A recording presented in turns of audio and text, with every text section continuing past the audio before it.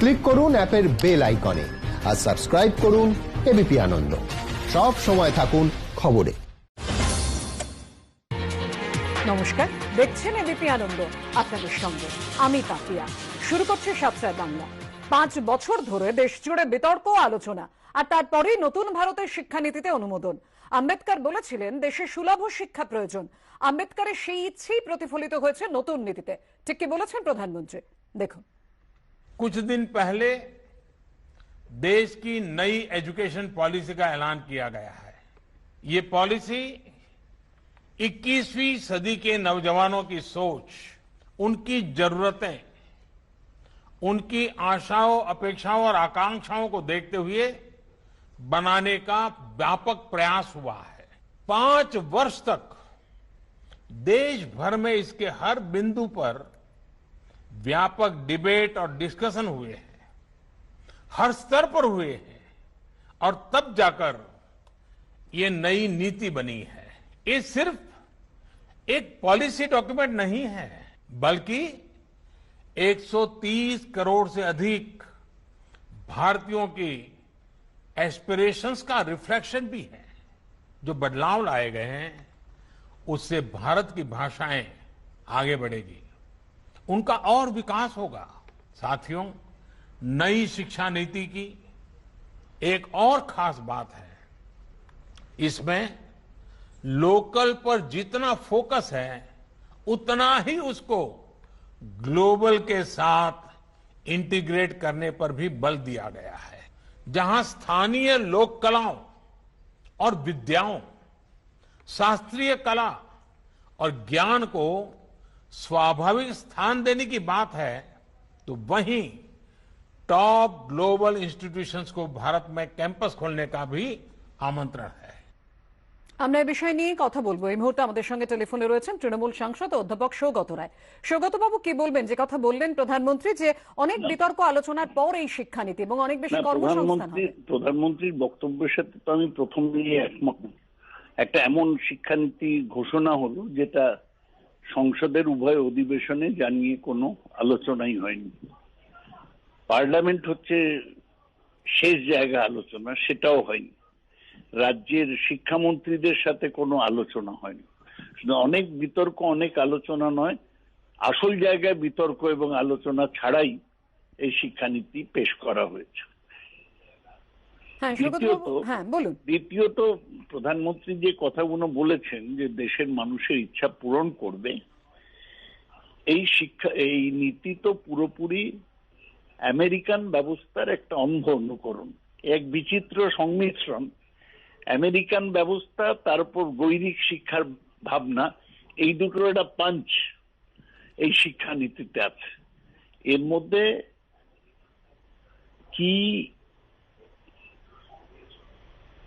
কিভাবে vocational education বা বৃত্তিমূলক শিক্ষা হবে সেটা কোনো পরিষ্কার করে বলা নেই।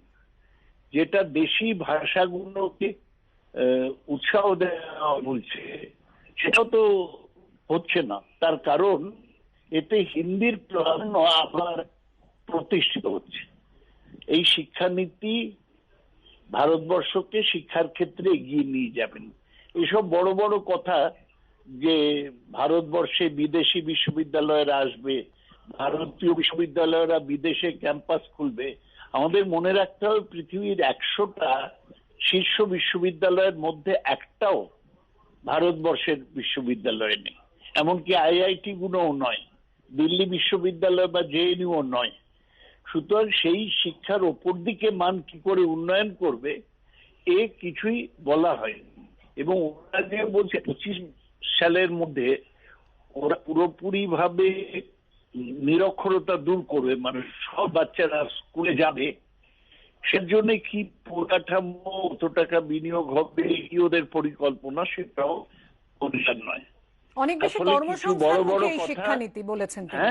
অনেক বেশি কর্মসংস্থানমুখী এই শিক্ষানীতি, এমনটাই বলেছেন তিনি। তার মানে ওরা ভোকেশনাল এডুকেশন উল্লেখ করছে, সে অনেকদিন ধরে উল্লেখ করা হচ্ছে, কিন্তু এতে কি স্পেসিফিক্যালি কর্মসংস্থানমুখী হবে সেটার ব্যাপারে একেবারে পরিষ্কার নয়। শিক্ষানীতি এ পর্যন্ত যা রূপরেখা আমাদের সামনে এসছে, তাতে ভোকেশনাল এডুকেশন ওই জায়গায় কতটা প্রাধান্য পাবে সেইটা একেবারেই পরিষ্কার করে বলা হয়নি। আমি এটা বললাম যে একটা আমেরিকান ব্যবস্থার সাথে উইকিকরণের ছিলার মিশেল দিয়ে একটা জগা খিচুড়ি শিক্ষানীতি হয়েছে।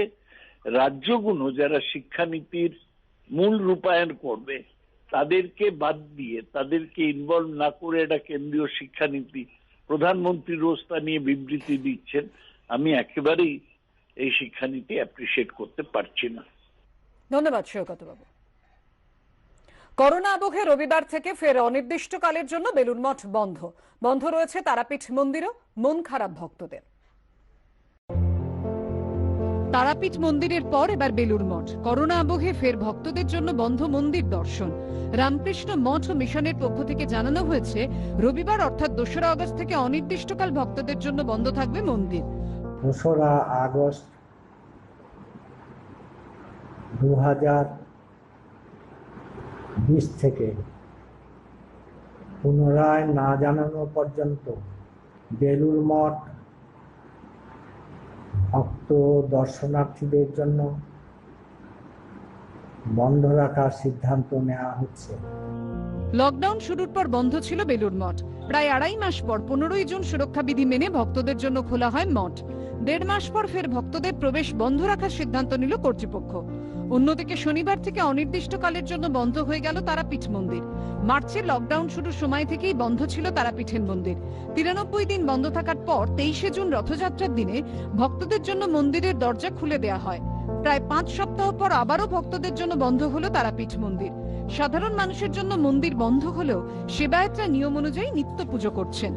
সঞ্চয়ন মিত্র, গোপাল চট্টোপাধ্যায়ের রিপোর্ট, এবিপি আনন্দ। পূর্ব বর্ধমানের জামালপুর ব্লক হাসপাতালের চিকিৎসক, নার্স সহ 9 জন স্বাস্থ্যকর্মীর করোনা টেস্টের রিপোর্ট পজিটিভ। পুরুলিয়ার দেবেন মাহাতো সদর হাসপাতালের 2 নার্সের শরীরেও সংক্রমণ। ধূপগুড়ি পুর এলাকায় প্রথম করোনার থাবা। ক্রমশ বাড়ছে উদ্বেগ, উৎকণ্ঠা বাড়াচ্ছে নোভেল করোনা ভাইরাস। রাজ্যের একাধিক হাসপাতালে মারণ ভাইরাসের থাবা। পূর্ব বর্ধমানের জামালপুর ব্লক স্বাস্থ্য কেন্দ্রের চিকিৎসক, নার্স সহ 9 জন স্বাস্থ্যকর্মী করোনা আক্রান্ত। তাদের মধ্যে 2 জন চিকিৎসক, 3 জন নার্স ও 4 জন স্বাস্থ্যকর্মী। ব্লক স্বাস্থ্য দপ্তর সূত্রে খবর, হাসপাতাল জীবাণুমুক্ত করার জন্য শনি ও রবিবার রোগী ভর্তি বন্ধ রাখা হয়েছে। খোলা থাকবে শুধু জরুরি বিভাগ। রোগীদের অন্য হাসপাতালে স্থানান্তর করার সিদ্ধান্ত নিয়েছে কর্তৃপক্ষ। স্বাস্থ্য সূত্রে যেটা খবর হচ্ছে 39 জনের পজিটিভ ধরা পড়েছে। তো সেই 39 জনের মধ্যে আমাদের 9 জন স্বাস্থ্যকর্মী আছেন এবং পুরো বিষয়টাই ওপর মহলে জানিয়ে রাখা হয়েছে। সেই অনুযায়ী যেরকম ডিএমসির সিদ্ধান্ত হবে সেই অনুযায়ী আমরা কাজ করব। পুরুলিয়ার দেবেন মাহাতো সদর হাসপাতালেও করোনা সংক্রমণ। কর্তব্যরত 2 নার্সের করোনা টেস্টের রিপোর্ট পজিটিভ। তার জেরে হাসপাতালের নিওনেটাল ওয়ার্ড বন্ধ করে দেওয়া হয়েছে। রাতারাতি তৈরি হয়েছে বিকল্প ওয়ার্ড। হাসপাতাল সূত্রে খবর, ওই ওয়ার্ডে ভর্তি 31 জন রোগীর নমুনা পরীক্ষা করা হয়েছে। অন্যদিকে পুরুলিয়া সদর থানার এক মহিলা কনস্টেবলের করোনা রিপোর্ট পজিটিভ। হোম আইসোলেশনে রয়েছেন তিনি। ধূপগুড়ি পুর এলাকায় প্রথমবার করোনার থাবা। আক্রান্ত ধূপগুড়ি পুর এলাকার 4 নম্বর ওয়ার্ডের বাসিন্দা এক ব্যক্তি। কন্টেনমেন্ট জোন করেছি আমরা। কালকে আমাদের যে পৌরকর্মীরা যারা রয়েছেন, স্বাস্থ্যকর্মী, তাদের দ্বারা স্যানিটেশন করা হয়েছে। ফায়ার ব্রিগেডকে অনুরোধ করা হয়েছিল, ফায়ার ব্রিগেড আজকে সকালেই এসে পুরো জায়গাটাকে স্যানিটেশন করেছিল। উপসর্গ থাকায় ধূপগুড়ি পুরসভা অফিসের 18 জনের লালারসের নমুনা পরীক্ষা করতে দেওয়া হয়েছে। কমল কৃষ্ণ দে, সন্দীপ সমাদ্দার ও রাজা চট্টোপাধ্যায়ের রিপোর্ট, এবিপি আনন্দ। জেলা স্বাস্থ্য দফতরেও করোনা সংক্রমণ। বারাসাতে সিএমওএইচ এর দফতরে আক্রান্ত 5 জন। অন্যদিকে দুর্গাপুর মহকুমা হাসপাতালে রোগী কল্যাণ সমিতির চেয়ারম্যানেরও কোভিড রিপোর্ট পজিটিভ। আক্রান্ত পরিবারের সদস্যরা ও গাড়ি চালক। রাজ্যে করোনা আক্রান্ত ও মৃত্যু নিরিখে কলকাতার সঙ্গে টক্কর দিচ্ছে উত্তর 24 পরগনা। এবার এই জেলার স্বাস্থ্য দপ্তরে হানা দিল নোভেল করোনা ভাইরাস। বারাসাতের মুখ্য স্বাস্থ্য আধিকারিকের দপ্তরে আক্রান্ত হয়েছেন 5 জন। জেলা স্বাস্থ্য দপ্তর সূত্রে খবর, এরা প্রত্যেকেই হোম কোয়ারেন্টিনে রয়েছেন। জীবাণুমুক্ত করা হয়েছে দপ্তর। করোনায় সংক্রমণ বাড়ছে পশ্চিম বর্ধমানেও। আক্রান্ত হয়েছেন দুর্গাপুর মহকুমা হাসপাতালের রোগী কল্যাণ সমিতির চেয়ারম্যান তথা তৃণমূল নেতা উত্তম মুখোপাধ্যায়। তার পরিবারে 6 সদস্যের করোনা রিপোর্টও পজিটিভ। তৃণমূল নেতার গাড়ি চালকও করোনা আক্রান্ত। 7 জনই সনকা কোভিড হাসপাতালে চিকিৎসাধীন। উত্তম মুখোপাধ্যায়ের বাড়ি দুর্গাপুরের সেপকো কলোনিতে। দুর্গাপুর পুরসভার তরফে ওই কলোনিকে জীবাণুমুক্ত করা হয়েছে। সমীরণ পাল ও মনোজ বন্দ্যোপাধ্যায়, এবিপি আনন্দ। পিংলায় ভুয়ো সংস্থা খুলে কোভিড স্বেচ্ছাসেবী পদে চাকরি দেওয়ার নামে প্রতারণার অভিযোগ। গ্রেফতার এক। জেলায় জেলায় ছড়িয়ে চক্র, তদন্তে পুলিশ। কোভিড স্বেচ্ছাসেবী পদে চাকরি দেওয়ার নামে প্রতারণার অভিযোগে গ্রেফতার এক, আটক এক। পশ্চিম মেদিনীপুরের পিংলার ঘটনা। ধৃতের নাম অমল প্রামাণিক, বয়স ৪৫ বছর। পুলিশ সূত্রে খবর, পিংলায় ভুয়ো সংস্থা খুলে কোভিড স্বেচ্ছাসেবী পদে চাকরির জন্য প্রচার করা হয়। অভিযোগ, চাকরি প্রার্থীদের থেকে মোটা টাকা নেওয়া হতো। তদন্তকারীদের দাবি, বিনিময়ে তাদের পরিচয়পত্র দেওয়া হতো। বৃহস্পতিবার পিংলা থানায় দুজন অভিযোগ দায়ের করেন। পুলিশ সূত্রে খবর, এরপরই চাকরি প্রার্থী সেজে গিয়ে অভিযুক্তকে হাতে নাতে গ্রেফতার করা হয়। কি চাকরির জন্য টাকা নিতেন? কোথায় চাকরি দেবেন? আমাকে তো বলেছে, আমি তো। পুলিশ সূত্রে খবর, সম্প্রতি পুরুলিয়া রঘুনাথপুরে একই নামে সংস্থা খুলে প্রতারণার অভিযোগ ওঠে। ঘটনায় স্বপন ধীবর এবং অভিষেক রায় নামে দুজনকে গ্রেফতার করে পুলিশ। দুটি ঘটনার মধ্যে কোনো যোগসূত্র রয়েছে কিনা তা খতিয়ে দেখছেন তদন্তকারীরা। পশ্চিম মেদিনীপুরের পুলিশ সুপার দীনেশ কুমার জানিয়েছেন, চক্রে আর কারা জড়িত তা খতিয়ে দেখা হচ্ছে। অলোক সাঁতরা, এবিপি আনন্দ, পশ্চিম মেদিনীপুর। বাঁকুড়ার বিষ্ণুপুরে রাজপরিবারের সদস্যের রহস্য মৃত্যু। বাড়ি থেকে উদ্ধার গুলিবিদ্ধ মৃতদেহ। কি কারণে মৃত্যু খতিয়ে দেখছে পুলিশ। সকালে হঠাৎ গুলির আওয়াজ, চমকে ওঠেন বাঁকুড়ার বিষ্ণুপুরের মল্লরাজ পরিবারের সদস্য ও প্রতিবেশীরা। পরে দেখা যায় নিজের ঘরে গুলিবিদ্ধ অবস্থায় পড়ে রয়েছেন রাজপরিবারের সদস্য সলিল সিংহ ঠাকুর। বছর ৬৪ বৃদ্ধের মৃতদেহের পাশ থেকে উদ্ধার হয় একনলা বন্দুক ও কার্তুজের খোল। এরকম যেমন বন্দুকের গুলিটা হয় ওরকম। আমরা বাজি টাজি ভাবছি যে বাজি কোনো কি একটা, আজকে তো পুজো ওদের একটা পরব রয়েছে, কেউ চালালো টোলালো, আমরা তো সেটা আর বুঝবো না, ওখানে তো আমরা ছিলাম নি বাবা। হাঁটুর যন্ত্রণা, ব্যথা, সেই যন্ত্রণায় ভুগছিল। তার থেকে একটা ডিপ্রেশন অনেক দিন থেকে তৈরি হয়েছে। এখন সেই কারণ না আলাদা কারণ, যে চলে গেছে সে তো সঙ্গে নিয়ে গেছে, এ তো বলা যাবে না। পারিবারিক কোনো সমস্যা ছিল না।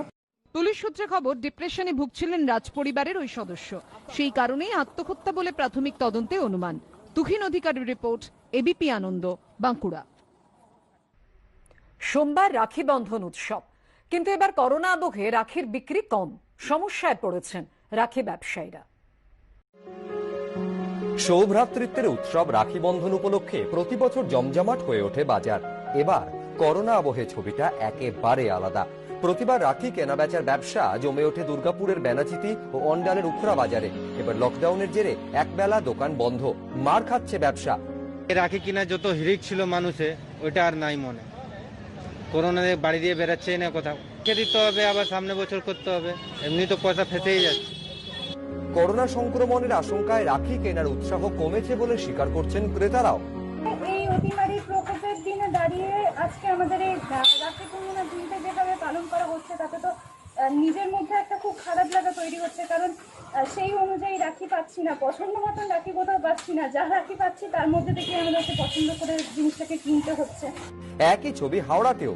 প্রতি বছর রাখি উৎসবের আগে ধুলাগড়ের মোল্লাপাড়ার জরি শিল্পের কর্মীরা রাখি তৈরি করেন। ব্যবসায়ীদের দাবি, বছরের এই সময়ে ভালোই বিক্রি হয়।